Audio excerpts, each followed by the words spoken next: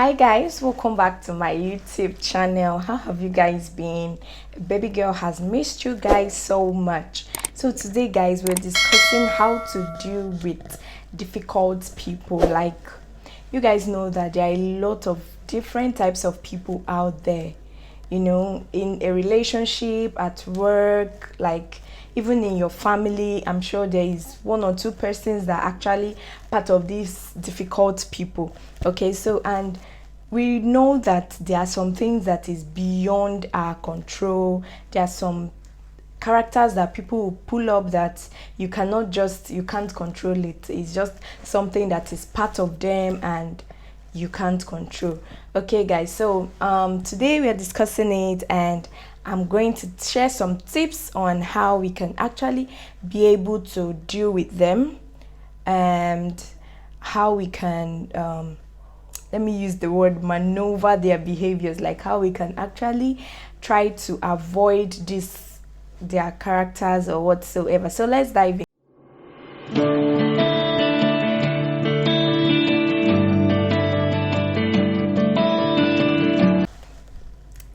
Okay, so like I said before, number one is we should know that we cannot actually prevent some people's characters. Like, we can't prevent it. There is nothing we can do about it. We can't how people react, we cannot control it. How they react to some certain things that happen, how they react to some behaviors, we cannot just control it. Like, it's just something that is part of them, so it's just left for us as the humans around them to be able to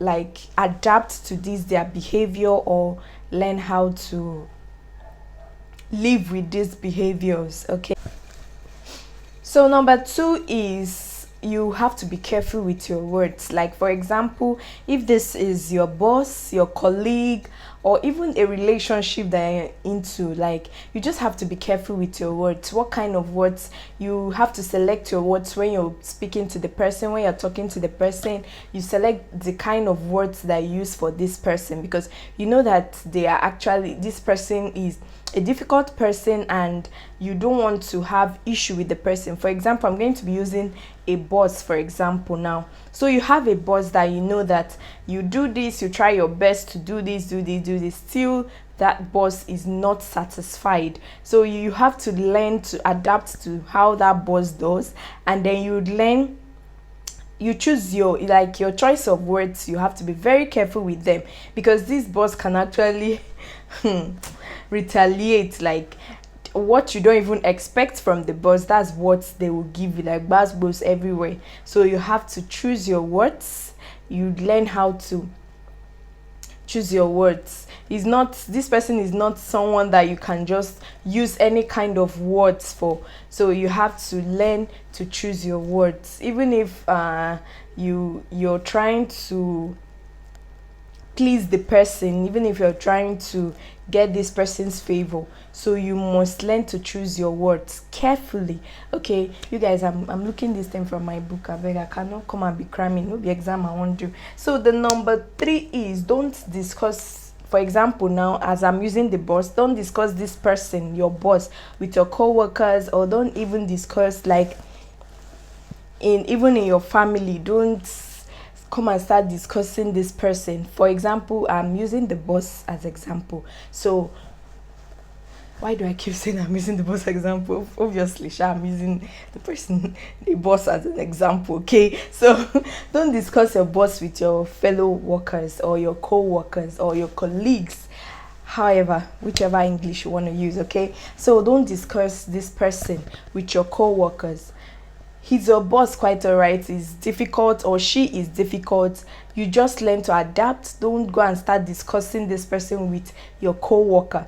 Okay, because when you start discussing this person with your co-worker, that's when you now start feeling the hatred more. Like, you will get different opinions about that person. Okay, like, you can get opinions that, oh, it's true, this person is very difficult, and this will affect your work with that person. So it's just better, though it might be difficult, you might want to, like, try to ease up the pressure and everything that you're getting through that that I think the best person you can discuss it is probably your family member, the people that are not actually in your organization, not your co-worker.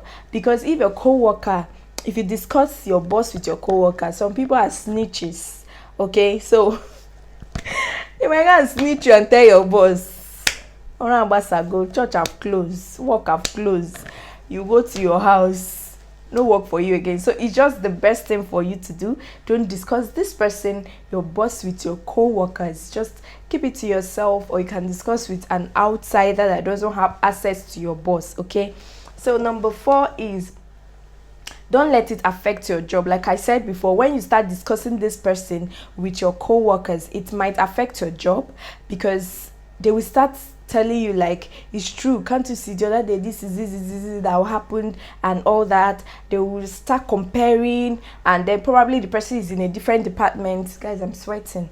So probably the person is in a different department, okay, as maybe you're in finance and this person is in human resource department, and then the person starts saying, my boss is better, can't you see how my boss does that? Once you start comparing and trying to see the bad sides of this other boss and this other, it will start affecting your work, because you just be imagining that, okay, so this person is better than this person, and then all the energy you're putting into your work is going to drain. So the other point is, be one step ahead. Okay, be one step ahead of your boss. So I'm just going to assume you've been working with this person for like 6 months, and you've been studying how this person works, the work ethics of this person, how the person does his job or her job, how the person wants the organizing of the job to be, or how the person wants you to go about some things in the office. So you just be one step ahead. When you know that this is what you're supposed to do for today, you do it. Okay, for example, for tomorrow, you do it for today. Like, don't just let the boss be reminding you of what to do. Start doing them. Like, once you are able to pick out those things that you know, because these people, a little thing can upset them, a little thing can make them to tell you the story of your life. Okay, so you have to be very careful. You be one step ahead of them.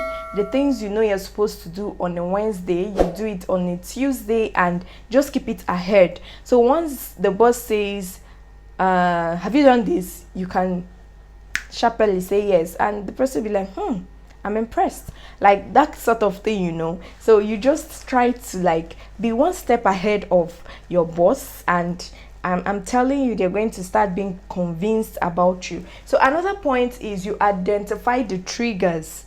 Like I said, little things can just trigger this person to be angry and all that. So you just identify the triggers, like those things that you know will make your boss to be angry, those things that will make that person, your spouse, your family member, to be angry or something. You just like try to avoid them, try not to talk about them so much. Once you know that, okay, this thing is going to trigger this person's anger, or just try to avoid it. Learn to avoid those little things that can trigger the person's anger. Okay, so and then you have to work with emotional intelligence. Like, it's very key. Like, emotional intelligence, especially in the office.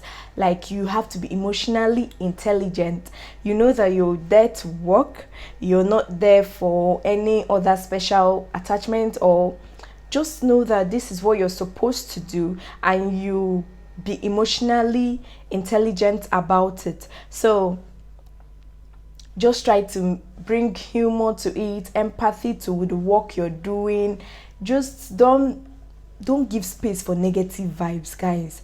Don't just give space for negative vibes. So try to be emotionally intelligent in what you're doing.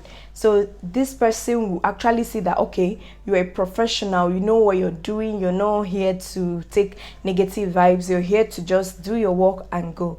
Okay, so guys, that's the end of my video for today. If you like this video, give it a thumbs up, and please remember to subscribe, like, and also click on the bell button below to get notification whenever I post. You guys, please subscribe to my channel. Okay, so thank you and see you in my next video. Bye.